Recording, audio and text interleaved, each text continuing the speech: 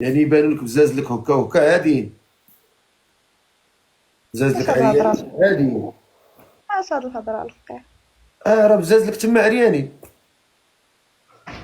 راه الفيديو راه كاين تما، بزاز لك تما عريانين، تحضرتي بانوا لك بزاز لك عريانين تما حاطاهم في الفيديو، بحال اللي كتقول لك كتقول شوفوا لي بزاز لي، هذه هي معناها. يعني ماشي غير انت، راه بزاف ديال البنات في تيك توك ما بقى لهم والو، يهبطوا لينا كيلوطوم نشوفوا كيلوطوم كي داير، هادشي اللي بقى لينا.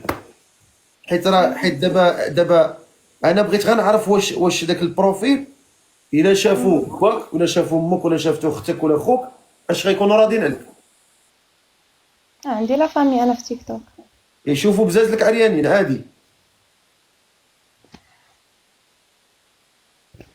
ايوا مهم، لربما من التربيه وقيلا رباوك تبقاو تعري بزاز لك، ممكن داكشي شي كيشوفوه عادي، اما انسانه مسلمه ما خصهاش تصرف بديك الطريقه.